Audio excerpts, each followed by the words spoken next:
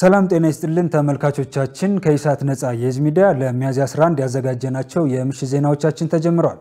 ከዜናዎቹ ጋር ሙሉቀን ሰለሞን አብራችሁ ቆይታ አደርጋለሁ። ወደ ቀዳሚ ዜና እንሻገር።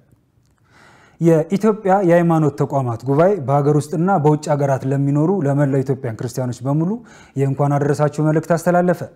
ትንሳኤ ባዘንና በጭንቀት እንዲሁም በክህደት ጸጸትና ተስፋ በመቁረጥ ስብራት ቅስማቸው ለተሰበረባቸው የጌታችን የኢየሱስ ክርስቶስ ደቀ መዛሙርት ብቻ ሳይሆን ለኛም ለክርስቲያኖች ከድቅድቅ ጨለማ ወደ ታላቅ ብርሃን የተሸጋገርንበት የደም ዋጋ የተከፈለበት ድንቅ የድል ክብረ በዓል መሆኑን ያስታወሰው መግለጫው እርስ በርሳችን እንዋደድ፣ የተቸገሩትን እንርዳ፣ የታመሙትን እንጠይቅ፣ የተጣሉትን እናስታርቅ፣ ምክንያቱም የትንሳኤ ሕይወት መገለጫው በጎነት ነውና የክርስትና መለያው ፍቅር እንጂ ጥላቻ አይደለም፣ ታማኝነት እንጂ ክህደት አይደለም፣ ልግስና እንጂ ንፉግነት አይደለም። የምናምን እኛ ክርስቲያኖች ቃላችንና ተግባራችንን በማስታረቅ እምነታችንን በተግባር በመተርጎም የተከፈለልንን የሕይወት ዋጋ የሚመጥን ኑሮ በእግዚአብሔር ጸጋ ለእግዚአብሔር ክብርና ለወገኖች ጥቅም የመኖር ኃላፊነት አለብን ብሏል። አያይዘውም በዓሉን ስናከብር የተቸገሩ ወገኖችን በመርዳት እና በመጠየቅ በተለይም ለሀገራችን ኢትዮጵያ ሰላም በመጸለይ ከትላንቱ ይልቅ ዛሬ የሰላም ሰው ለመሆን በመወሰንና ሰላምን ለማስፈን የበኩላችንን አስተዋጽኦ ለማድረግ ቃል በመግባት ሊሆን ይገባል በማለት የመልካም ምኞት መልእክቱን አስተላልፏል። የኢትዮጵያ አየር መንገድ ዋና ስራ አስፈጻሚ መስፍን ጣሰው አየር መንገዱ አዲስ ለሚያስገነባው አውሮፕላን ማረፊያ 2500 አባወሮች ከቀያቸው እንደሚነሱ አስታወቁ።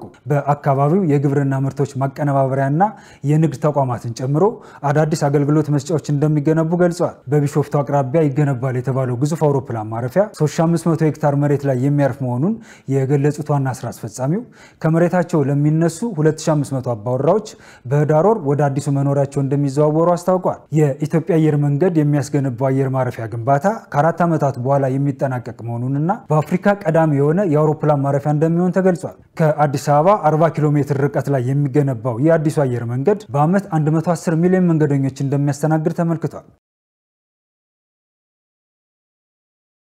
የኢትዮጵያ ፌደራል ፖሊስ ለመላው የክርስትና እምነት ተከታዮች እንኳን ለፋሲካ በዓል በሰላም አደረሳችሁ ሲል የመልካም ምኞት መግለጫ መልእክቱን አስተላለፈ።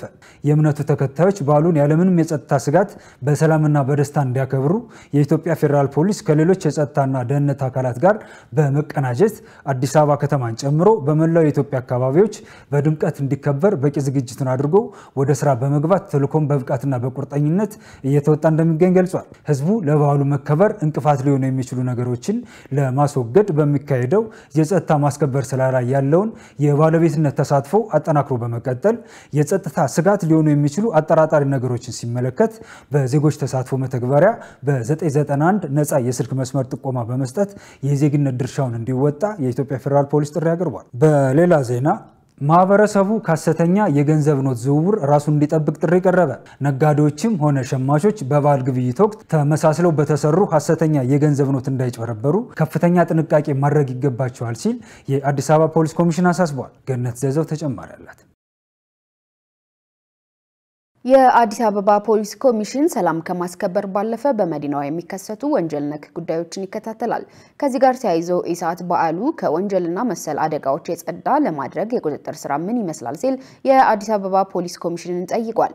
የኮሚሽኑ ህዝብ ግንኙነት ምክትል ዳይሬክተር ኮማንደር ማርቆስ ታደሰ በሰጡት ምላሽ ህጋዊ ገንዘቦችን ተመሳስለው ከተሰሩ ህገወጥ ገንዘቦች ጋር በመቀላቀል የሚያጭበረበሩ ግለሰቦች በመኖራቸው ነጋዴውና ሸማቹ የሚቀበላቸውን የገንዘብ ኖቶች ትክክለኛነት ማረጋገጥ ይኖርበታል ብለዋል። አርሶ አደሩና የንግድ ማህበረሰቡ በስፋት ግብይት በሚፈጽምበት የበዓላት ወቅት ወንጀል ፈጻሚዎች የሐሰት የብር ኖት አሳትመው በመዘዋወር ለኪሳራ ይዳርጋሉ፣ ሰላማዊውን ገበያም ያውካሉ ሲሉም ገልጸዋል። በመሆኑም የትንሳኤ ባህል ታሳቢ በማድረግ ሊከሰቱ የሚችሉ የወንጀል ድርጊቶችን ለመከላከል ከከተማዋና ከፌደራል ፖሊስ ከሌሎች ባለድርሻ አካላት ጋር በቅንጅት እየተሰራ መሆኑን አስረድተዋል። ኮማንደር ማርቆስ አያይዘውም የጸጥታ ኃይሉ ህብረተሰቡን ግንዛቤ ጨበጥ ባለፈ የወንጀሉን ፈጻሚዎች ተከታትሎ በቁጥጥር ስር እንደሚያውል ገልጸዋል።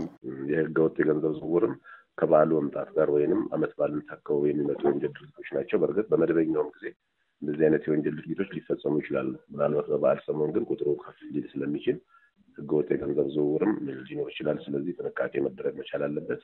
በተለይ በገበያ ቦታዎች አካባቢ ነጋዴውም ሸማቹም የሚቀበለውን ገንዘብ ማረጋገጥ መቻል አለበት። ወንጀል ፈጻሚዎቹ በተለይ ትንሽ እንቅስቃሴ ያለበት ገበያው ሞቅ ያለበት ገበያ አካባቢ ይሄን ህገወጥ የገንዘብ ዝውውር ሊያደርጉት ይችላሉ። ስለዚህ ነጋዴዎች በተለይ በጣም ከፍተኛ ጥንቃቄ ማድረግ ይኖርባቸዋል የሚል ነው። በሌላ በኩል በበዓል ሰሞን ሊከሰቱ የሚችሉ የወንጀልና ትራፊክ አደጋዎችን ለመከላከል በርከት ያለ የጸጥታ ኃይል በማሰማራት ቴክኖሎጂን በመጠቀም በተለይም አልኮል ጠጥተው የሚያሽከረክሩና የተለያዩ የደንብ መተላለፍ ጥፋቶችን ለመከላከል በተጠኑ የከተማዋ አካባቢዎች ተገቢውን የቁጥጥርና የፍተሻ ስራ ይሰራል ተብሏል። በተለይ በግብይት ሰዓት ላይ ሊፈጸሙ የሚችሉ የወንጀል ድርጊቶችን እንዲከላከል ወንጀሎቹ የሚፈጸሙባቸው ያው የገበያ ወቅት ስለሆነ በጣም ከፍተኛ ግርግር ከዚህ ከገበያው ጋር ስለሚኖር በገበያ ቦታዎች አካባቢ ወንጀል ሊፈጸም ይችላል ተብሎ ይገመታል። እንግዲህ ሊፈጸም የሚችለው የወንጀል ድርጊት አንደኛው ሌብነት ሊሆን ይችላል፣ ቅሚያም ሊሆን ይችላል። በተለይ ማጭበርበሮችም ሊያጋጥሙ ይችላሉና እነዚህ ወንጀሎችን ለመከላከል ፖሊስ ከሚያደርገው ስራ ባሻገር በተሰቡ ጥንቃቄ ማድረግ መቻል አለበት። በመዝናኛ አካባቢዎችም ከአልኮል መጠጣት ጋር በተገናኘ ጸብ ሊኖር ይችላል። አይበለውና ማይረባው ጸብ ከፍ ብሎ የሰው ህይወትን እንዲያልፍበት ስለሚችል የሆቴል ባለንብረቶች ከፍተኛ ጥንቃቄ ማድረግ መቻል አለባቸው። የትራፊክ አደጋ ጉዳዩም አሳሳቢ ነው። እንግዲህ አልኮል ጠጥተው የሚያሽከረክሩ አሽከርካሪዎች በተለይ በዚህ በበዓል ሰሞን ቁጥራቸው ከፍ ሊል ይችላል የሚል ግምት ስላለ እኛም ቁጥጥራችንን ጠንከር ማድረግ እቅድ ይዘን ነው ወደ ስራ የገባ ነው። ስለዚህ በተለይ ከክልል ከተማ ወደ አዲስ አበባ የሚመጡ ከተማችንም ወደ ተለያዩ ቦታዎች ላይ እንቅስቃሴ የሚያደርጉ አሽከርካሪዎች በምንም ታምል አልኮል ነገሮችን ጠጥተው ማሽከርከር አይጠበቅባቸውም። አልኮል ቴስት እናደርጋለን፣ የራዳር ቁጥጥርም እናደርጋለን። በተለይ በከተማዎቹ ዳር ባሉ ከተሞች ላይ ከክልል ከተማም ወደ አዲስ አበባ የሚመጡ ከአዲስ አበባ ወደ ክልል ከተማ የሚሄዱትን እንቆጣጠራለን። በጣም ጥንቃቄ መደረግ መቻል አለበት። በበዓል ሰሞን የሚደርሰው የትራፊክ አደጋ በመደበኛው ጊዜ ከሚደርሰው የትራፊክ አደጋ ትንሽ ስሜቱ ጥሩ አይደለም። ነዋሪዎች የተለመደውን የከተማዋን ጸጥታ ለማስጠበቅ እንዲሁም በዓላቱ በሰላም ተከብረው እንዲጠናቀቅ ከጸጥታ ኃይሉ ጋር በቅንጅት እንዲሰራ ጥሪ አቅርበዋል። የአዲስ አበባ ከተማ አርሶ አደርና ከተማ ግብርና ልማት ኮሚሽን እንስሳትና የእንስሳት ተዋጽኦ ምርቶችን በስፋት እያቀረብኩ ነው አለ። በኮሚሽኑ የእንስሳት ልማት ልቀት ማዕከል ኃላፊ አቶ አሌክስ ደመቀ የልቀት ማዕከሉ ከማዕከሉ የመሸጫ ሱቆች በተጨማሪ ምርቶቹን አዋሬ ሴቶች አደባባይ አካባቢ ለማዕከሉ በተሰጡ ሱቆች ለሽያጭ አቅርቧል። ማዕከሉ የፋሲካ በዓልን ምክንያት በማድረግ የተለያዩ የእንስሳት ተዋጽኦ ምርቶችን በተለይም እንቁላል፣ ወተት፣ ቅቤ፣ እርጎና አይብ ምርቶችን በአዋሬ የሴቶች አደባባይ በተዘጋጀው የማዕከሉ የምርት መሸጫ ሱቆች በማቅረብ በአቅራቢያው ለሚገኙ የህብረተሰብ ክፍሎች በተለይም ሴቶች የምርቱ ተጠቃሚ እንዲሆኑ የተደረገ መሆኑንም ኃላፊው አያይዘው ገልጸዋል። በሌላ በኩል በማዕከሉ ዋናው ግቢ በተገቢው መንገድ የደለቡ የእርድ እንስሳት የሚገኙ በመሆኑ ማንኛውም ለበዓሉ መግዛት የሚፈልግ በፈለገው ጊዜ መጥቶ መግዛት ይችላል ብለዋል። በተጨማሪም ለበዓል የሚሆን የግብርና ምርት ከ87 በላይ በሆኑ የቅዳሜና እሁድ ገበያዎችና በተለያዩ ባዛሮች ላይ ለሸማቹ በተመጣጣኝ ዋጋ እያቀረበ ይገኛል። በድሬዳዋ የእስልምና ሃይማኖት ተከታዮች በትላንትናው ዕለት ከስግደት ለሚመለሱ ክርስቲያን ምዕመናን ማዳጋሩ። በድሬዳዋ የእስልምና ሃይማኖት ተከታዮች ከስግደት ለሚመለሱ የክርስትና ወንድሞቻቸው ማዳጋርተዋል። የእስልምና ሃይማኖት አባቶችና ተከታዮች በየአብያተ ክርስቲያናቱ ደጃፎች ከስግደት ለሚመለሱ ክርስቲያን ወንድሞቻቸው ማዕድ በማጋራት አብሮነታቸውን አሳይተዋል። በማዕድ ማቋደሱ ስነ ስርዓት ላይ የድሬዳዋ አስተዳደር ከንቲባ ከድር ጁሃር የተመራና የአስተዳደሩን ካቢኔ አባላት ያካተተው ቡድን መሳተፉን የከተማው ኮሚኒኬሽን ቢሮ መረጃ ያመለክታል። በትላንትናው ዕለት የጸሎተ ሐሙስ ጽበተ እግር ስነ ስርዓት በእምነቱ ተከታዮች ዘንድ መከበሩ ይታወቃል።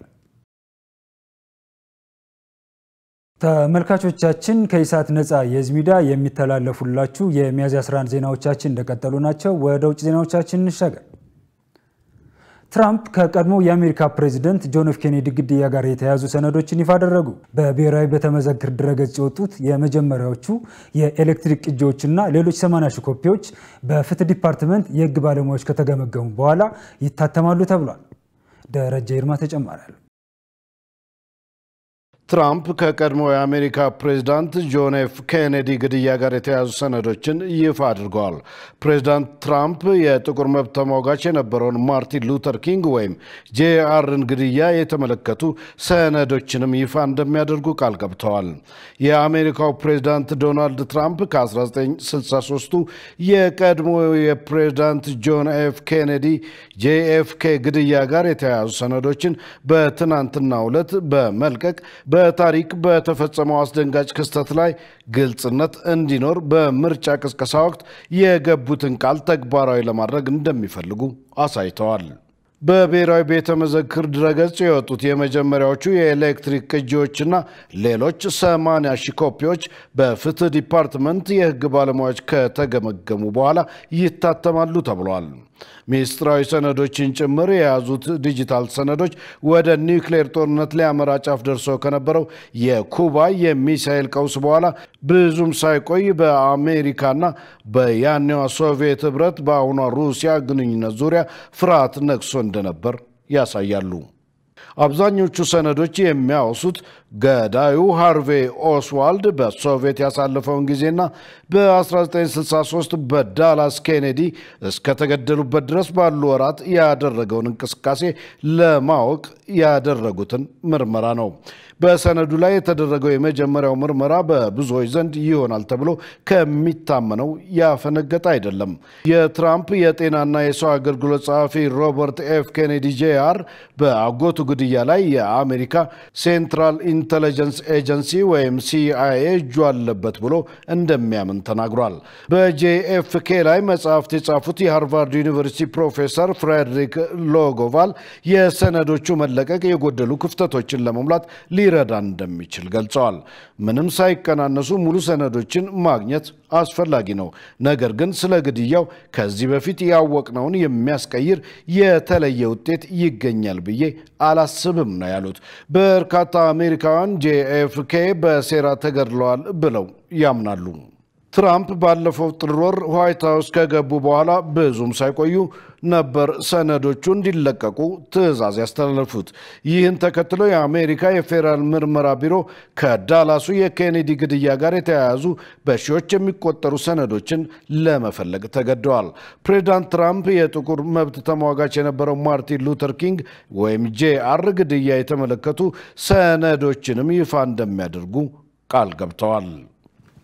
በሶማሊያ የአፍሪካ ህብረት ተልዕኮ ተጠባባቂ ኃላፊ ሱቬል ባም ላይ ጠንካራ ክሶችን ማሰማታቸውን የአገሪቱ የዜና ምንጮች ዘግበዋል። ውጭ ጉዳይ ሚኒስትር ፊቂ የህብረቱ ልዑክ ተጠባባቂ የበላይ ኃላፊ አልሸባብ ደጋፊና ለሶማሌ ደህንነትና የልማት ስጋት የሆኑ ሰዎች ናቸው በማለት በአንድ ቃለ ምልልስ ላይ መክሰሳቸውን ዘገባዎቹ ጠቅሰዋል። ውጭ ጉዳይ ሚኒስትሩ ባም በሶማሊያ ዙሪያ አሉታዊ ሪፖርቶችን ይልካሉ፣ የሶማሊያ ጦር ሰራዊት ከአልሸባብ ጋር በሚያደርገው ውጊያ ያስገኛቸውን ድሎች አንኳሰው ያቀርባሉ በማለት ተወቅሰዋቸዋል ተብሏል። ፊቂ ይህን ውንጀላ ያሰሙት ባም አልሸባብ እያንሰራራ መሆኑን ለተመድ ጸጥታው ምክር ቤት ባቀረቡት ሪፖርት ላይ መግለጻቸውን ተከትሎ ነው። መንግስታቸው በባም ላይ እርምጃ መውሰዱን ፊቂ የገለጹ ሲሆን የእርምጃው ምንነት ግን አላብራሩም ተብሏል።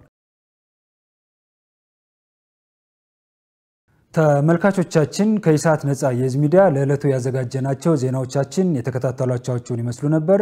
ከዜናዎቹ ጋር ሙሉቀን ሰለሞን አብሬያችሁ ቆየው። መልካም የትንሳኤ በዓል ይሁንላችሁ።